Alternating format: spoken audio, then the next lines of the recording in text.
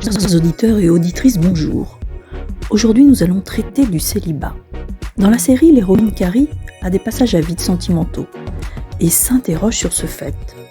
Nous allons explorer cette voie qui n'est pas un désarroi si l'on considère que ces moments sont des moments propices à l'introspection, de ce dont nous avons vraiment besoin. Le célibat n'est en aucun cas lié à la solitude. Là est l'erreur pour nombre d'entre nous. Ce sentiment de solitude, comme si toute notre vie dépendait d'un tiers. Qu'elle soit voulue ou subie, il est temps pour nous alors autant en tirer parti. La société rejette prestement ceux qui s'adonnent à cette position sociale.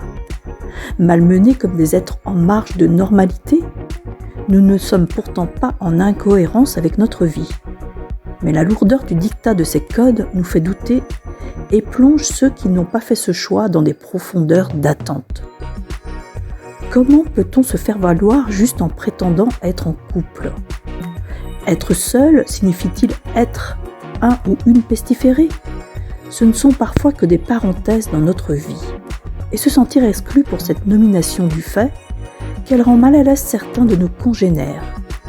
Reste une ironie de penser qu'un jour peut-être eux-mêmes passeront par ce couloir étroit de normes. Les célibataires seraient-ils des menaces pour les couples ? Voudrait-on cloisonner chaque caste en prétendant que la différence dérange ? Comme toujours, la bêtise humaine est en action dans le jugement de ce qu'elle ne connaît pas. Toujours vouloir caser un célibataire avec un autre, traînant dans nos connaissances, est une injure. Nous ne prenons pas le temps de connaître les raisons et les besoins de chaque partie. Nous préférons remplir le vide qu'ils apportent en nous, complaisant de savoir que cela rassurera notre structure de pensée. Le célibataire devient une chose de convoitise par certains, comme une chose que l'on voudrait s'approprier. La consommation excessive de relations que j'ai évoquée dans un autre podcast démontre l'interchangeabilité qui se propose et dont chacun de nous peut un jour en faire les frais. Que ce soit dans un ordre ou l'autre, il faut tout de même passer à la caisse et payer les pots cassés de nos erreurs. D'avoir donné ou pris ses positions sans en avoir pris les conséquences. Car l'ivresse reste dans ces moments notre seul attrait. Se réfugier alors dans notre désarroi et d'une consolation présomptueuse en démesure de notre absurdité à ne pas vouloir faire face à nos erreurs reste un mélange amer de regrets et de bénédiction. Mais en matière d'amour, si on ne peut nommer cela comme de l'amour, il y a un fossé d'illusions rocambolesques du reste. Il reste la chance d'être reconnu comme un être digne, d'avoir tenté une rencontre, même si la menace est grande, et le risque présomptueux de croire encore aux sentiments distingués. L'appréhension du célibat doit revenir sur des rivages de générosité, du temps pour soi, pour se reconstruire de perdition évidente de certaines relations bâclées.